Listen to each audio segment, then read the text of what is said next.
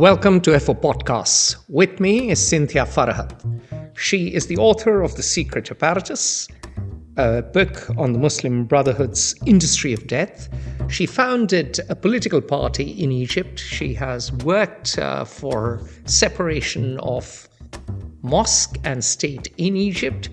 She is one of Egypt's leading intellectuals who now lives in the US. She also runs an award-winning restaurant. She is very much a Renaissance woman, and so it is a great honor for us to have her here. Cynthia, welcome.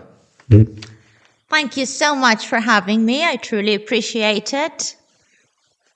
Well, Cynthia, today we will make sense of Egypt's Muslim Brotherhood. And since you have authored a book on the subject, it is only fair that we speak to someone who knows a lot about it.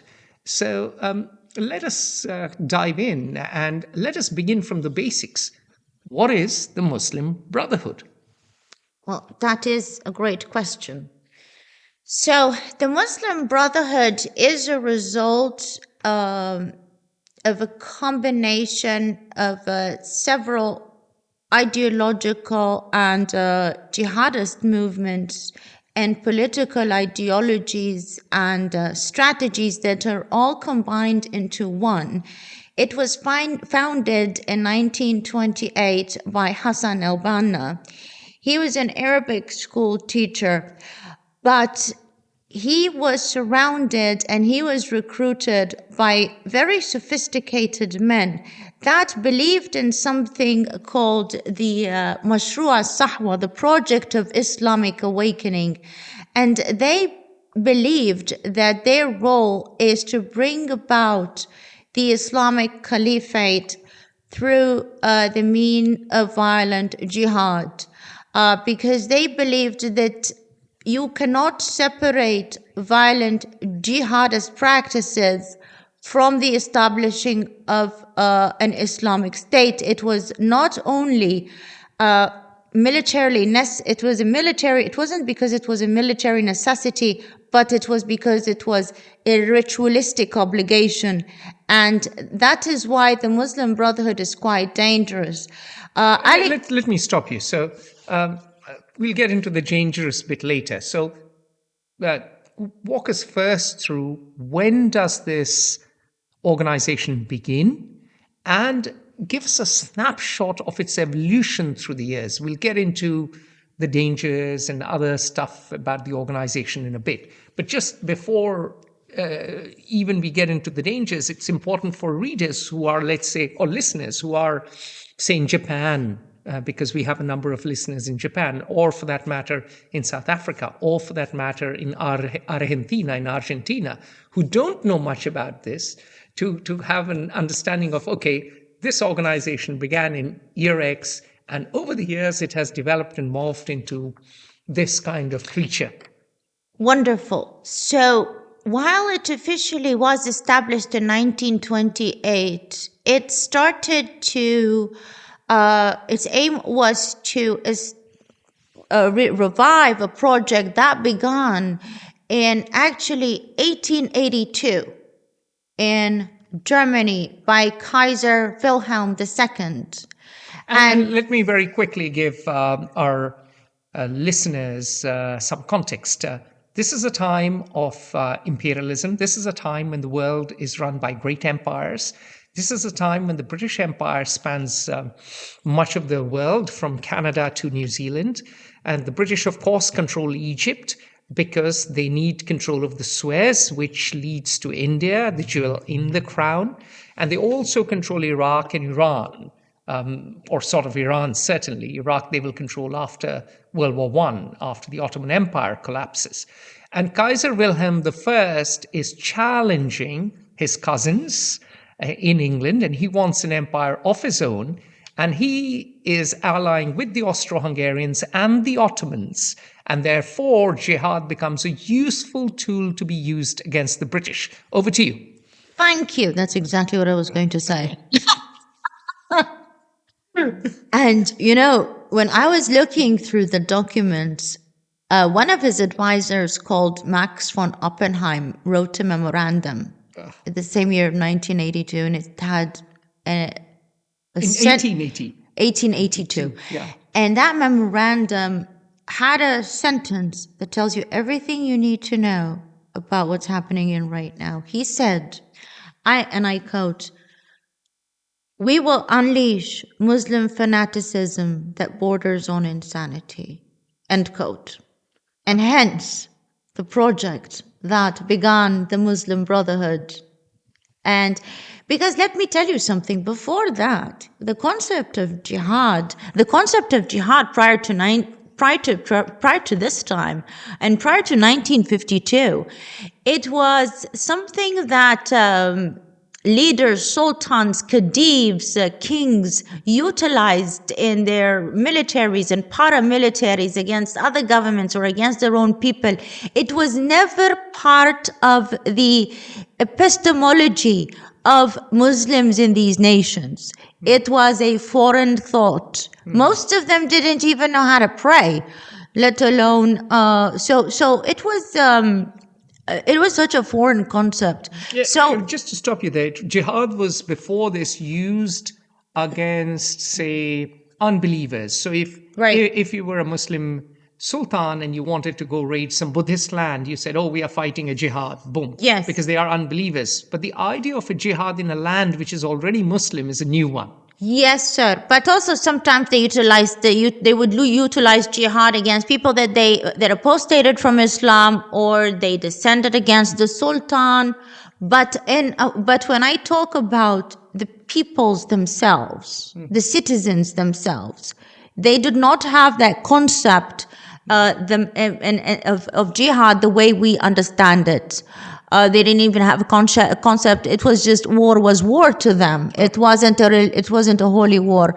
So 1882, this idea, the germ, or let's say the seed, is planted in Germany, and 1928. And I tie in my book the nice chain between who are the exact individuals with names that Wilhelm II and his advisors recruited from Tunisia, from Iran, from Egypt, from Algeria, from all over the Middle East and Asia to implement their ideology of reviving the concept of jihadism in its early sense, as utilizing it against unbelievers and infidels. So by 1928, when the Muslim Brotherhood is founded, Kaiser Wilhelm II is no longer in charge. Germany has lost World War I. But her recruiters, the guys he recruited were, one of the gentlemen that he recruited and ran his newspaper, Al-Jihad, that came out of Germany in 1912. One of its editors was the recruiter of Hassan al-Banna. Okay, You see? Got it. But so the even though Kaiser Wilhelm is gone, Dr. Frankenstein has created a monster that keeps growing. Oh yes. It's growing as we speak, and so now tell us, in 1928, Muslim Brotherhood is founded by this Arabic school teacher called Hassan al-Banna. What is it like then, and over the years, how does it change? What does it become? So Banna's brilliance was he was able to identify who to recruit and what their strengths and what their weaknesses were, and he would able to put them in the exact position where they would flourish in their criminality. Like, for example, as early as 1930, that's the earliest we have. The Brotherhood established something called the secret apparatus, hence the title of my book. They created, and the secret apparatus was the military wing of the Muslim Brotherhood. And they sat together, and it was also co-founded with Haji Amin al-Husseini, the Nazi mufti of Jerusalem at the time. And one of its co-founders was a gentleman called Ali Ashmawi, and he said in his biography that they studied extensively mobs like the Sicilian mafia, The Cosa Cosa Nostra. Nostra, yes, sir. They actually adopted the Cosa Nostra structure of a family inside the Muslim Brotherhood family. They studied Stalin's power apparatuses. The term general apparatus and secret apparatus, that is the translation of Stalin's power apparatus. And so they have built so the family nucleus of the Muslim Brotherhood from the Cosa Nostra, the structure of the Muslim Brotherhood is from Stalin's power apparatus. Also, they have imported some of the ideologies and stratagems of Nazi Germany. But more importantly, the biggest influencer on the Muslim Brotherhood was the 11th and 12th century cult of the assassins. The word assassin itself is derived from assassin, which is the French word for it, which was derived from al-Hashashin, the same cult that the Muslim Brotherhood said we are here to revive. So, but here's the thing is that that was a Shia cult. And Yes, after Saladin conquered Egypt, Egypt became a Sunni country. So they are adopting a very Shia theology. And this is where a lot of everything gets lost in translation. Mm-hmm. The West's detriment when it looks at the Sunni-Shia conflict is they look at it in the confines of the vision and they ignore the 14 centuries of military cooperation. It's not only a legacy of war and competition, it's a legacy of cooperation. And in my book, I have mapped out 14 centuries of ideological and military cooperation from the death of the Prophet till today. And that is why this is one of the most important elements. We have a very nice saying in Arabic in Egypt that really explains it. The saying is, my brother and I are against my cousin, and my cousin and I are against the stranger. And we are the stranger in this equation. So the Shia in Islamist mind, the Shia-Sunni divide is a domestic. We got no business utilizing it or thinking that we can exploit it to our advantage. A lot of Western governments think, oh, we can divide and conquer. No, you can't in that condition. Okay. So let's get to the founder, Hassan al-Banna. He lived till 1949. When I was researching, I read that his philosophy was gradualism. He believed in changing society from the bottom up, starting with the individual, then the family, and then the community. And eventually, of course, he wanted an Islamic state. So the Banna model, the key concept was Dawah, proselytizing. And this refers to the group's social welfare networks and the slow and steady approach to power. Now, I read that he was succeeded by the radicals, Sayyid Qutb. And Sayyid Qutb, of course, lived from 1906 to 1966. And my reading, which is far more superficial indeed, but correct me wherever I'm wrong, that he's considered the father, the intellectual father of modern Islamist militancy. And he was imprisoned and tortured by the Nasser regime. His writings, and after that, his imprisonment, his writings turned dark and exclusionary. And his concept is jahiliyyah, that the modern Muslim societies are actually ignorant or even un-Islamic. And he also came up with the doctrine of takfir, which declared other Muslims to be infidels. So Qutbism is more confrontational, revolutionary, and potentially violent. So would you say that there is a Dawah versus Dawla dilemma in the Muslim Brotherhood? I mean, please explain these things. So I don't think there is a Dawah versus Dawla. I think the Dawah is the vehicle by which they come about the Dawla. Which is a political party. So, yes. So the Dawah is how they become to establish a global Islamic caliphate. Ironically, you mentioned Syed Qutb. You know, who was the first person to slander Banna as a radical and call him an assassin? Sayyid Qutb.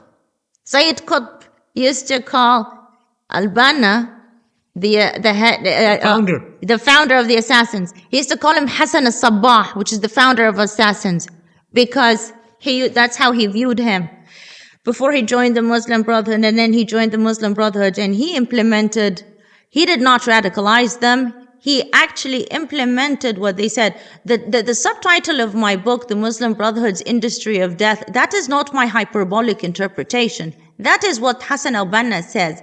We are an industry of death. That's it. So you are making an interesting point, which challenges my reading, that Sayyid Qutb was not really the radical. He was just a continuation of Hassan al-Banna. And perhaps what he did was he codified, because he was more of an intellectual, he codified the ideas better. Would that be fair? Absolutely. And who did it before him a lot better? Abul al-Maududi, which is the Indian Islamist. Yes. Al-Maududi, he is the one who came about, he's the one who coined the concept of hakimiyya, which means it's derived from the Arabic word hukm, which governance. And hakimiyya in Islam, what Qutb did is basically a little bit of plagiarism of al-Maududi, and also he built upon it. So tell us a little bit about al-Maududi. When did he live? What is the context of his ideas? Of course, I'm sure, like a lot of Islamic thinkers in India, they were shaken by the loss of the Mughal Empire and the loss of Muslim rule and the takeover of British rule. In a way, all of these were a reaction to loss of power. But paint us a picture, give us more color. So al-Maududi was born late 1800s, early 1900s, and he grew up in Islamic Sunni tradition, and he was quite the intellectual man. Being born in India, he was exposed to philosophy. India has a rich intellectual heritage. So he was able to build up upon that. And what al-Maududi's brilliance was that he brought these very foreign and alien Islamist and old Islamic terminologies and redefined them using modern language, modern political terminology and discourse. So it would be a lot easier to recruit Muslims and spread the idea. And that's the brilliance of al-Maududi, and that's what Qutb built upon. That is why they are critical. But actually, Hassan al-Banna, there isn't a single statement, a single word that he said that is not derived directly from Hassan al-Banna's epistles and his own work. And that is why after Hassan al-Banna died, and he was his successor, was Amin al-Hudaybi, he assigned Sayyid Qutb to be the head of the secret apparatus. And not only the secret apparatus, but also the ideological Islamic apparatus within the Muslim Brotherhood. So he was their imam, and he was their secret leader. So I don't think that his ideas are foreign to the Brotherhood. They are regurgitating exactly what they put in their bylaws, what they put in their literature, and what Hassan al-Banna has written about extensively. Mm-hmm. So let's talk about the evolution of the Muslim Brotherhood, because the Muslim Brotherhood keeps growing even after the British leave. The Muslim Brotherhood continues to become more powerful under Hosni Mubarak, who ran a kleptocratic and dictatorial regime. And eventually, of course, there's an uprising. Mubarak goes. People call it the Arab uprisings or the Arab Spring, even though it happened in winter. But hey ho, there we go. I call it the Arab uprisings. They occur and Mubarak goes. And eventually you do get the Muslim Brotherhood in power. And you get President Mohamed Morsi. He's the first democratically elected president of Egypt. And, his idea of majoritarianism and all of that, he doesn't last, of course. But we hear of this idea of the civil state, which basically means, a state with an Islamic reference. Now, to what extent, is this a genuine embrace of democratic institutions? Is it even remotely secular, or was it just a tactical linguistic shield for a theopolitical agenda of majoritarianism that the Muslim Brotherhood really can't get away from? Yes, it was just putting lipstick on a pig. That's all it is in layman's terms. Because when you look about the Muslim Brotherhood and its evolution, the Muslim Brotherhood claims to Westerners that claim is not in Arabic. It's only in Western and foreign languages that they have denounced violence that never happened. In Arabic, they say, and I quote, "We come to you with slaughter."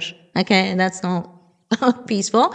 But they say in English, we denounce violence. So they have never denounced violence throughout their history. With linking Sayyid Qutb to Morsi is critical, because with Sayyid Qutb, after the execution of Qutb in 1965, they said they decided to do something brilliant.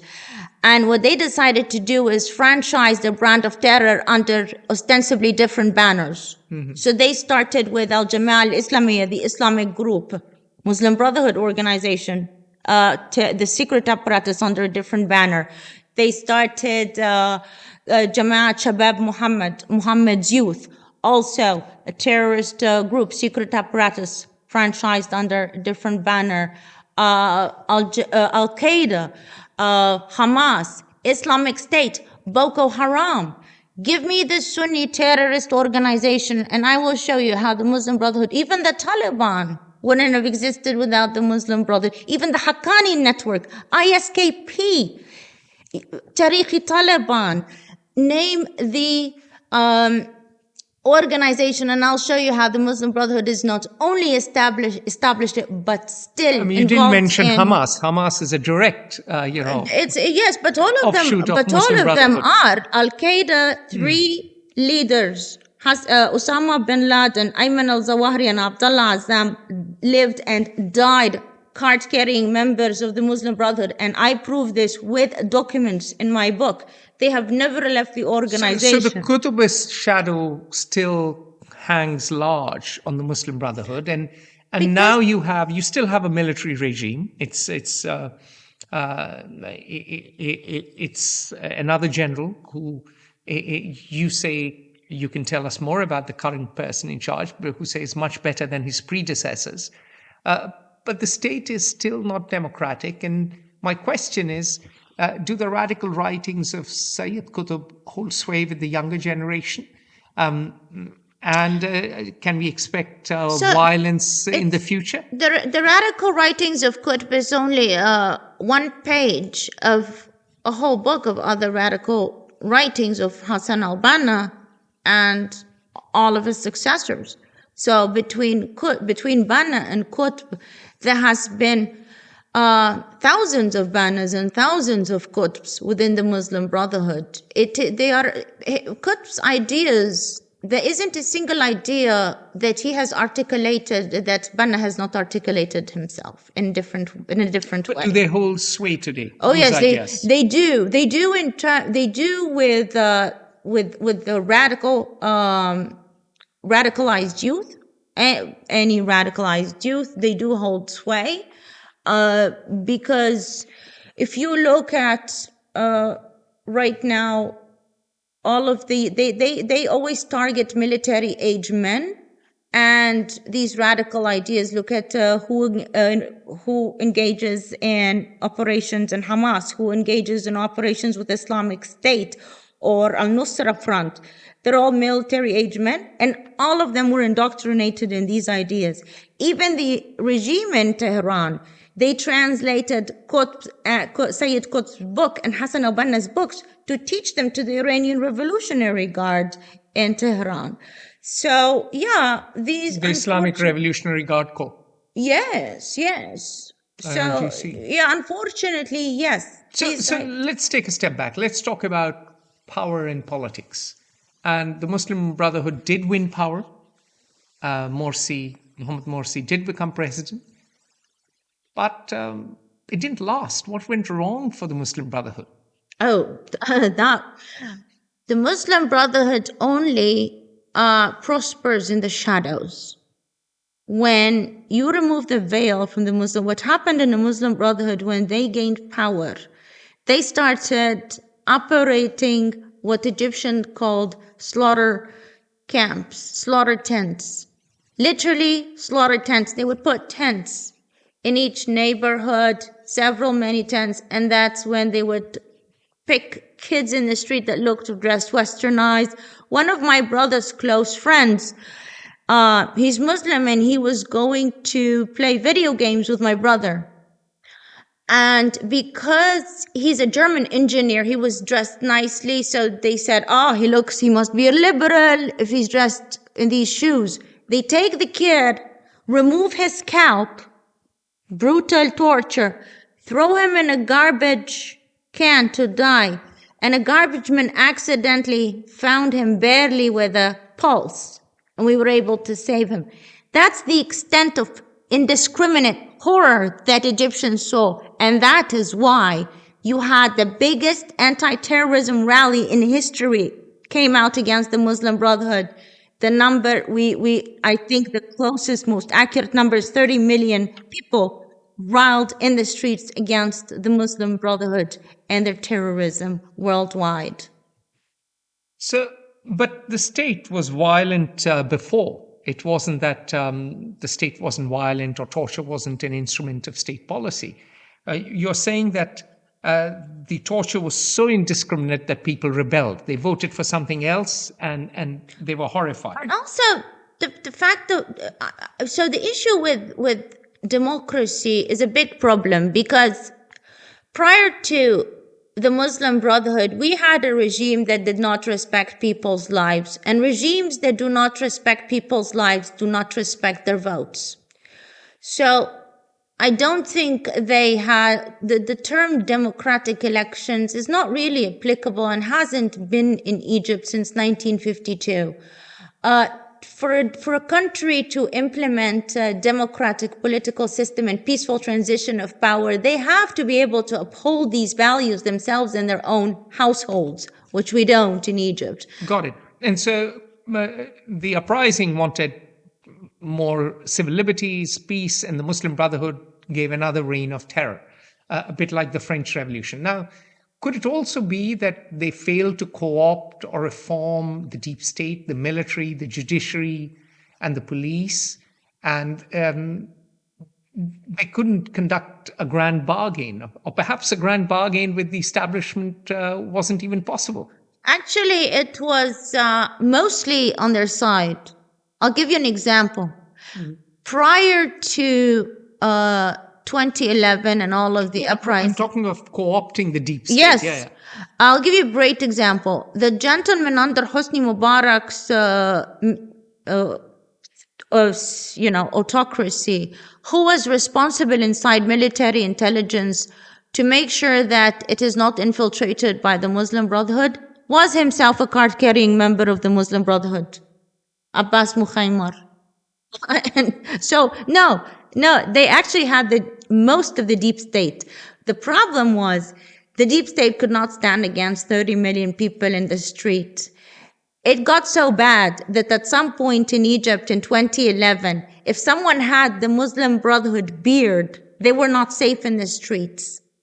Understood. So you take a different view. You take the view that it wasn't the military that staged a coup. It was a popular uprising, a democratic outrage of the people of Egypt that led to a power vacuum, and the military came back. A little bit of both. Okay. There were factions inside the military that did not. Sisi himself was not a radical, mm-hmm.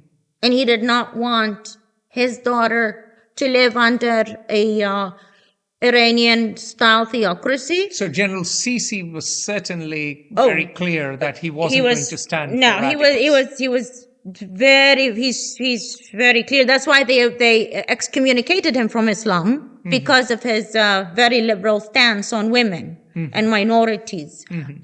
But tell us a little bit more, because you were telling me in our conversation before this podcast that Sisi has been better than his predecessors. And one of the things you said that he's been good to minorities, good to women, but give us a little bit more color on that. So there's definitely room for improvement. There's definitely room for improvement. But when you compare it, like rape was actually illegal until 2016, until Sisi said we're not going to stand for it anymore.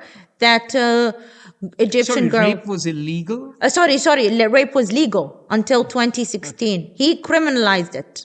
I see. He criminalized it. He criminalized sexual extortion. He criminalized killing Christians. For the first time, someone got the death sentence of murdering a Christian was under Sisi. Before that, they barely, if they got a couple of months in jail, that was incredible. It was legal before that. So there was significance. Sisi, for example, has done significant measures to protect women from sexual assault in the street. It also became a crime. Random sexual assaults in the street became a crime for the first time under Sisi. So there's still persecution of Christians. I'm working right now on a horrific case. But there is still, women are still suffering to a great degree.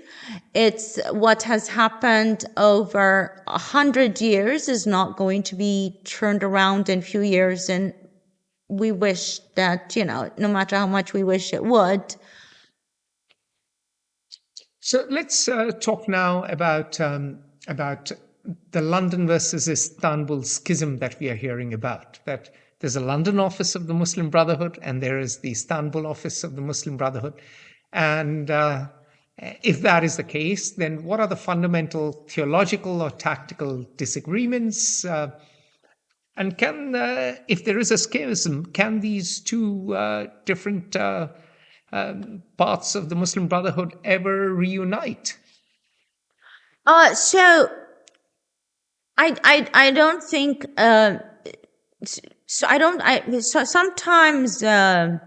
Sometimes in the Muslim Brotherhood history and literature, they create fake crises to be able to play good cop, bad cop, because they say, oh, the London office is more moderate, so let's work with the London office as opposed to the radicals, but it's not a real division.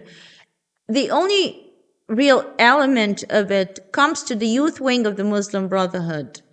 There's a faction within the Muslim Brotherhood youth wing that wants to move away from operating jihadist groups in the secret apparatus under different banners, and they wanted to go back to the time of Hassan al-Banna, where everybody was under the umbrella of the Muslim Brotherhood, and before they say Allahu Akbar and chop a head off, they would have the Muslim Brotherhood banner and not an ISIS banner behind them. So that was the divide.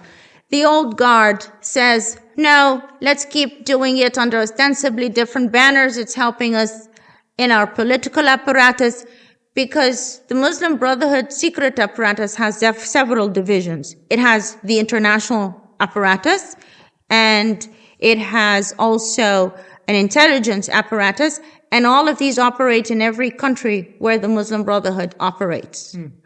And so in the structure of all of these, one of the biggest misconceptions also in the West is that there are different chapters of the Muslim Brotherhood. I was offered millions of dollars to say that, by the way. I actually have an evidence, because they're not Mensa candidates. They when they try to bribe me, they bribe me with their official emails, which is not, I don't recommend doing that, but it's so stupid. I was offered millions of dollars to say they operate different chapters. Now, some people say because they do not have all the information, which I completely relate. If I didn't speak Arabic, I could be saying the same thing if that was not my mother tongue, because that's what I would be reading. So sometimes it's 100% well-intentioned. Sometimes it's there's something malicious going on there. There's a host of reasons why people say that, but there aren't. With the Muslim Brotherhood, according to its own bylaws and its international apparatus bylaws, and its operatives call themselves Tala'a al-Ghazwa al-Mu'ad, which means the vanguards of organized invasion. They all have to pledge allegiance to the leader, to one leader of the Muslim Brotherhood. They have to abide with according to the secret and international apparatus bylaws, they have to abide with every single political stance the group holds. And they're not even allowed to hold one independent thought. They're not even allowed to marry who they choose. The group decides who they marry and when and why. So it's even if whether you are operating in Bangladesh or in London, the Muslim Brotherhood decides what you're going to write on your Facebook page and who you're going to get married and why and when. So it's not an independent, there's no such thing as independent chapters. And you're painting a totalitarian picture. It sounds like a totalitarian organization. Of course, and they don't believe in, they simply don't believe in states, in independent states, and they do not believe in state boundaries. They all believe in one Islamic state. So yeah.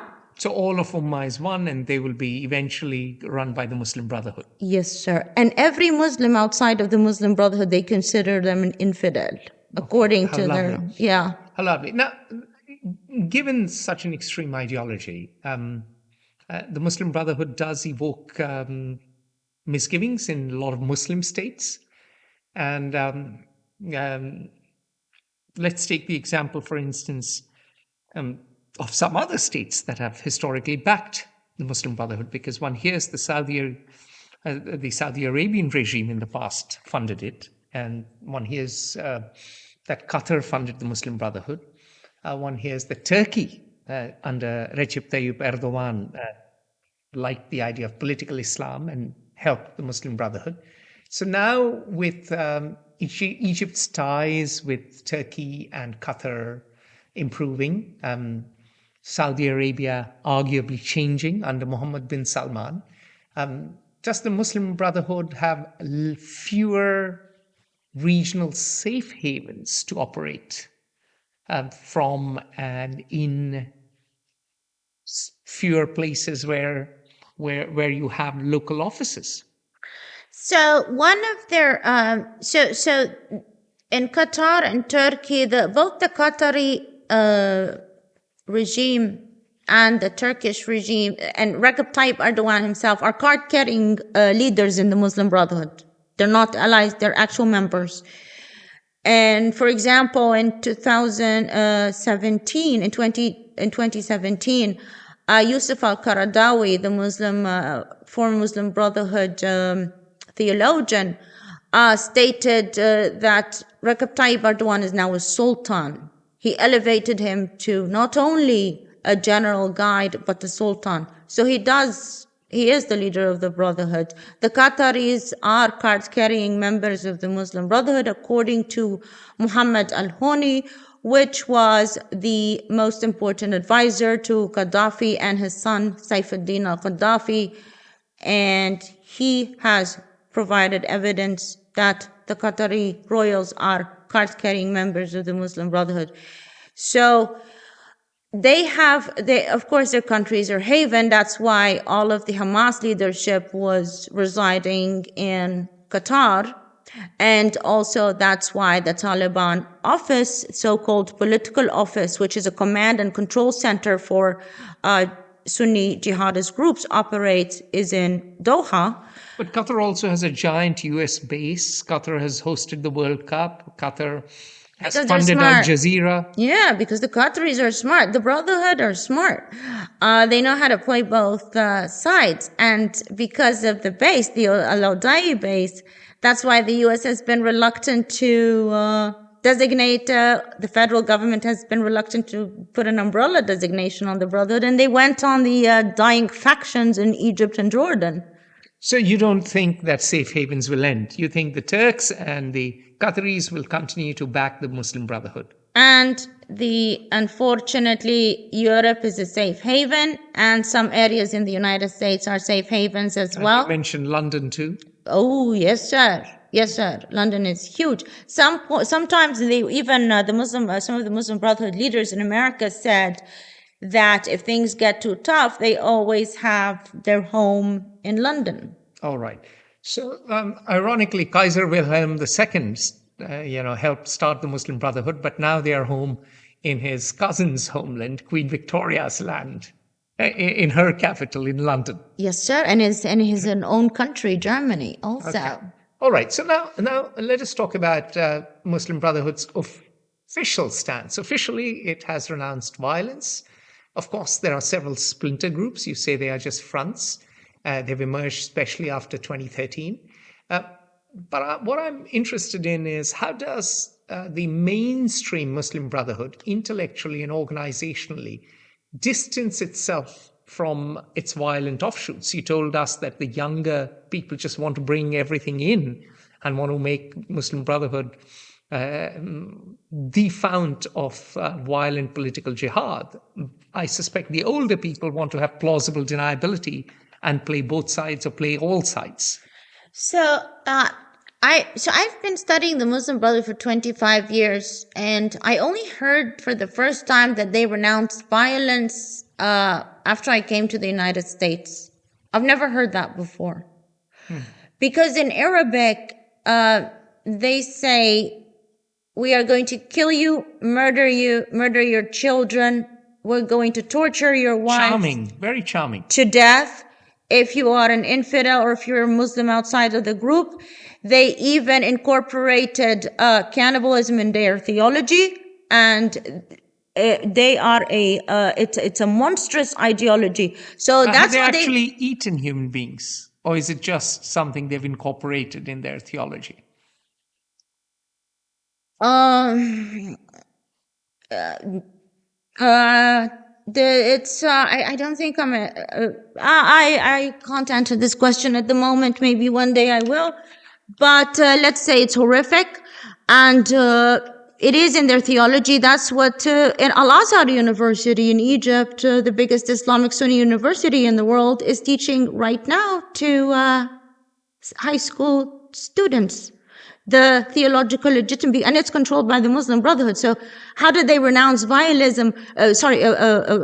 terrorism and violence when in Al-Azhar University, the biggest Sunni university where they control it, they are teaching the theological legitimacy of cannibalizing infidels, taking their women and children as slaves. And then they say to the West, oh, we've renounced violence. Which violence? They're just talking about the secret apparatus everywhere, all the time, bragging about it, bragging about the horrific wars against humanity, crimes against humanity they perpetrated.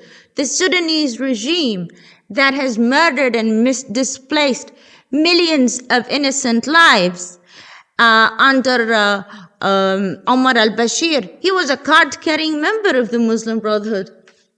They've never renounced violence in their native language. Understood. That's a very important point you're making. Now, I have a final question for you, and the question is: can the Muslim Brotherhood ever become a more peaceful organization? And if it cannot, can the Egyptian state ever end this organization or make it completely marginal? So the Muslim Brotherhood can only become a peaceful organization if all its operatives and members are in prison and or on death row. That's how we get a peaceful Muslim Brotherhood. So you're saying that it's not possible? Oh, of course not. How do you radicalize someone who has been indoctrinated and has been operating and has committed atrocities and war crimes and integrate them in society peacefully?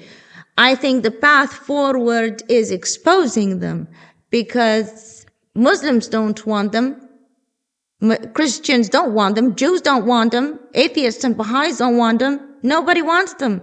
A Gallup poll showed that only 12% of Muslims in the United States support a group like CARE, which is a Muslim Brotherhood front group. 12%. What is CARE? Just tell us a little bit about CARE. CARE is What's the full form? It's a Council for American Islamic Relations, and it is a Muslim Brotherhood front organization and lobby. It's an unindicted co-conspirator in the Holy Land Foundation trial, which is the biggest terror financing trial in the US history. And it's a very, very radical entity with a lot of nefarious activities. And it has been currently designated as a terrorist organization in the United Arab Emirates and also in Texas. And the reason is, there's plenty of reasons why, and only 12% of Muslims in the United States said they have a favorable opinion of this group. All right, let's stop you right there, because that's 12% of Muslims in the US. But in Egypt, the Muslim Brotherhood is still around. Gamal Abdel Nasser put Hassan, not Hassan Banna, Sayyid Qutb to death. But even so, the Muslim Brotherhood persists, continues. Can we ever see the end of it? It only persisted because Gamal Abdel Nasser and every president after him, according to both the Muslim Brotherhood and these presidents, were card-carrying members of the Muslim Brotherhood. Even Mubarak himself. The Brotherhood admitted it, and anti-Brotherhood people also admitted it. So Sisi was the first break we have from this duality. It used to be, we are going to control the civilian wing and you control the military wing. That was the deal. So yes, Egypt can be rid of the Muslim Brotherhood when they see the Muslim Brotherhood operates. It scares the living hell out of them. All right. On that optimistic note, Cynthia Farahat, thank you very much for your time. Remind me of the name of your restaurant. Let's give it a plug before you go. So yes, I have a restaurant in the DC area, and it's modern Mediterranean.